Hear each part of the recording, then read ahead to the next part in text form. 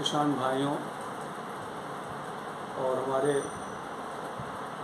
कृषि के छात्रों, आप दोनों ही लोगों के लिए ये जो मैं आज का वीडियो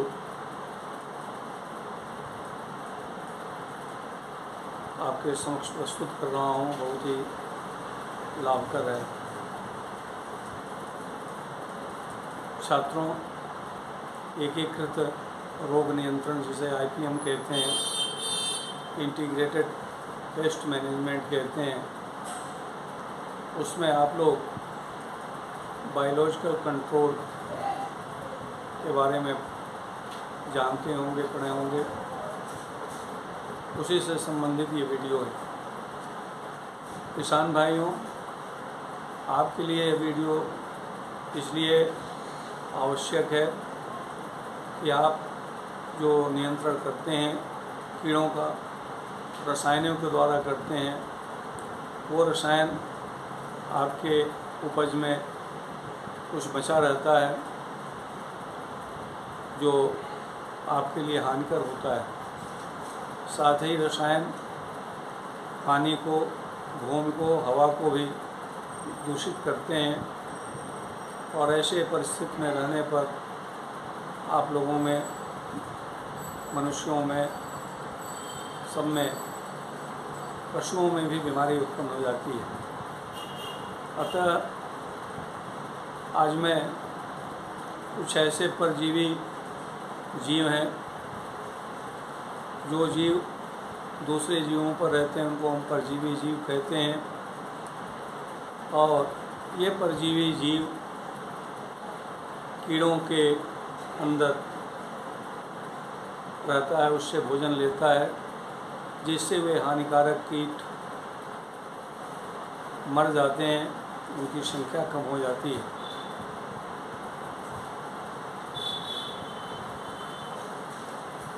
एक परजीवी जिस मेज़बान पर रहता है उसको निर्जलित कर देता है और मार देता है या खा जाता है। सबसे लाभकारी कीट परजीवी ततैया या मक्खियाँ हैं, शिकारियों के विपरीत, जो अपने शिकार को तुरंत मार देते हैं या निष्क्रिय कर देते हैं। परजीवियों द्वारा हमला किए गए कीट अधिक समय में धीरे धीरे मरते हैं। कुछ मेज़बान लकवाग्रस्त हो जाते हैं, जबकि अन्य मरने से पहले खाना खिलाना या अंडे देना भी जारी रख सकते हैं। परजीवी अक्सर अपना जीवन चक्र अधिक तेज़ी से पूरा करते हैं और कई शिकारियों की तुलना में अपनी संख्या तेज़ी से बढ़ाते हैं। इसलिए पैरासिटॉइड्स कुछ कीड़ों में अधिक प्रभावशाली और प्रभावी प्राकृतिक दुश्मन हो सकते हैं। किसान भाइयों, इनकी उपस्थिति स्पष्ट नहीं हो सकती है।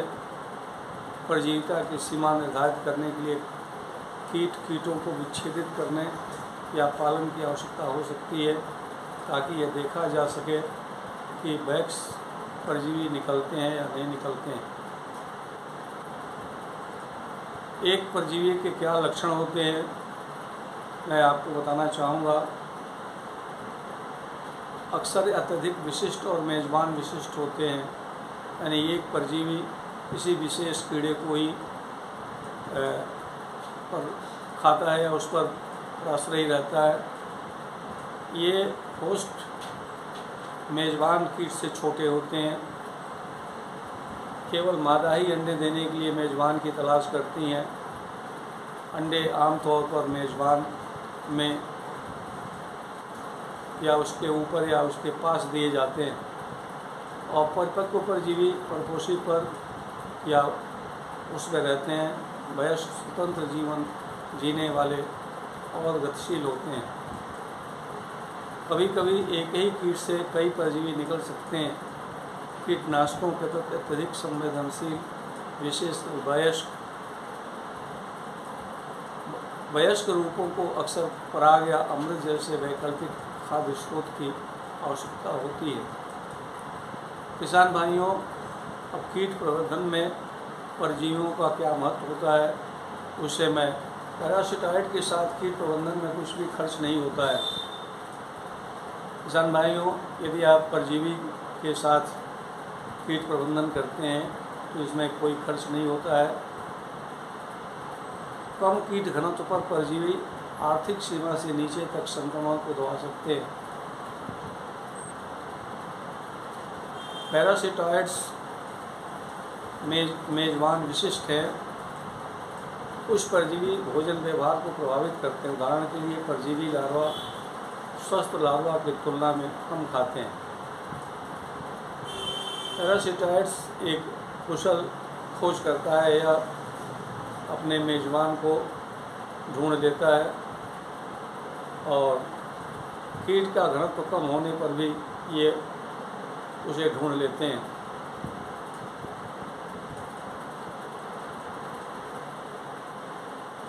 पैरासिटाइड का वर्णन उस मेजबान के जीवन चरण के अनुसार किया जाता है जिस पर वे हमला करते हैं। उदाहरण के लिए ये पैरासिटाइड्स अंडा पर परजीवी होते हैं। अंडे को परजीवी बनाता है। जीवन चरणों और परजीवियों में शामिल है। अंडाणु परजीवी जैसे ट्राइकोग्रामा, टेलीनेमोनोमस ततैया, लार्वा पैरासिटाइड जैसे नेटेलिया प्रोडक्टा, ऑरेंज कैटरपिलर परजीवी और टेचिनेट मक्खियाँ। लार्वा कुछ ऐसे पैरासिटाइड्स होते हैं जो लार्वा पर परजीवी होते हैं जैसे हेट्रोप्लेशा स्कैमोपोसम, 2 टोन वाला परजीवी। कुछ ऐसे भी परजीवी होते हैं जो प्यूपा पर परजीवी होते हैं जैसे इंचुमोन, प्रोमिसोरियस, वैंडेट कैटरपिलर परजीवी। कुछ परजीवी प्रजातियां एक चरण पर हमला करती हैं लेकिन बहुत बाद तक अपने मेजबान से बाहर नहीं निकलती हैं। इसका एक उदाहरण है लार्वा प्यूपल परजीवी हेट्रोफेल्मा ततैया है जो हेलिकोपर्मा कैटरपिलर के अंदर अपने अंडे देता है, लेकिन बस वयस्क ततैया तब तक बाहर नहीं निकलती जब तक वो कैटरपिलर प्यूपा न बन जाए। परजीवी के लाभ, ये आमतौर पर अपने प्राकृतिक मेजबान के लिए बहुत अच्छी तरह से अनुकूलित होते हैं और मेजबान की घनत्व अपेक्षाकृत कम होने पर भी उन्हें ढूंढने में बहुत अच्छे होते हैं। पैरासिटाइड्स की कुछ सीमाएं होती हैं, कुछ इनकी मजबूरियां भी होती हैं। ये अक्सर मेजबान विशिष्ट होते हैं और अक्सर कीटों को केवल एक ही प्रजाति पर हमला करते हैं। वे आमतौर पर शिकारियों की तुलना में अधिक नाजुक होते हैं और इसलिए कीटनाशकों के प्रति अधिक संवेदनशील भी होते हैं।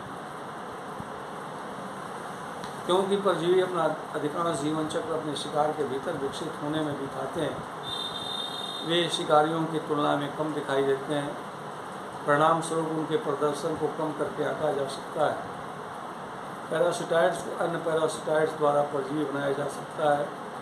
इसे हाइपर पैरासिटिज्म के रूप में जाना जाता है। एक प्राकृतिक और सामान्य घटना जो कुछ लाभकारी प्रजातियों की प्रभावशीलता को कम कर सकती है। अति परजीविता को प्रबंधित करने के लिए बहुत कम किया जा सकता है। परजीविता का कैसे आप पहचान करेंगे? मेजबान में निकास छेद के साक्ष्य की तलाश करें। नमूने बहुत छोटे कीड़ों के लिए मुश्किल हो सकता है। यह देखने के लिए कि क्या परजीवी निकलते हैं, कीटों की कीटरोधी पिंजरे में रखें। विकृत कीड़ों जैसे कैटरपिलर या ममीकृत अथवा फूले हुए कीड़ों जैसे एफिड्स की जांच करें। कैटरपिलर के पास ततैया के कोकून की तलाश करें। किसान भाइयों, अब मैं परजीवियों पर जो कीटनाशक आप डालते हैं उन पर इसका कैसा असर होता है आपको बताने जा रहा हूँ। मैं परजीवियों की तुलना में परजीवी अक्सर कीटनाशकों के प्रति अधिक संवेदनशील होते हैं। अधिक संवेदनशील का मतलब कीटनाशी का प्रभाव अधिक पड़ता है। वयस्क परजीवी आमतौर पर अपने मेज़बानों की तुलना में अधिक संवेदनशील होते हैं, यानी जो परजीवी है, जो वयस्क है, वो जिस कीड़े पर रहता है उससे अधिक वो कीटनाशी के प्रति संवेदनशील होता है। अपरिपक्व परजीवी विशेषकर यदि उनके मेज़बान के अंडे के भीतर या उनके स्वयं के कोकून में संरक्षित रहते हैं तो वयस्कों की तुलना में कीटनाशकों का बेहतर ढंग से सहन कर सकते हैं, यानी उन पर कीटनाशकों का प्रभाव कम पड़ता है। लेकिन अपरिपक्व परजीवी आमतौर पर मर जाएंगे तो उनका मेज़बान मारा जाता है।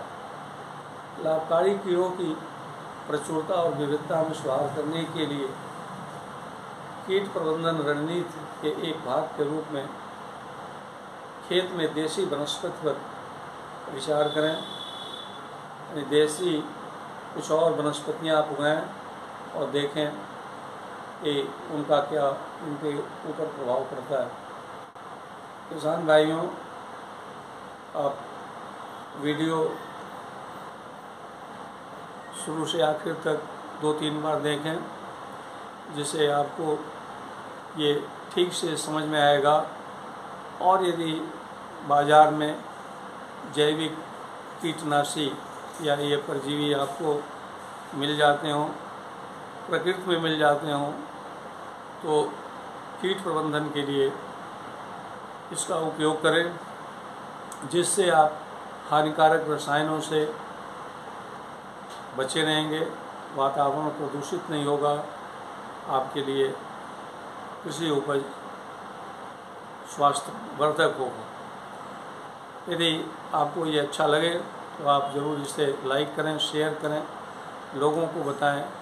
और कुछ यदि आपको विशेष जानकारी करनी हो तो हमारे कमेंट सेक्शन में आप अवश्य अपनी बात कहें, जिससे कि अगले वीडियो में मैं आपको ज़रूर आपके शंका का समाधान कर सकूं।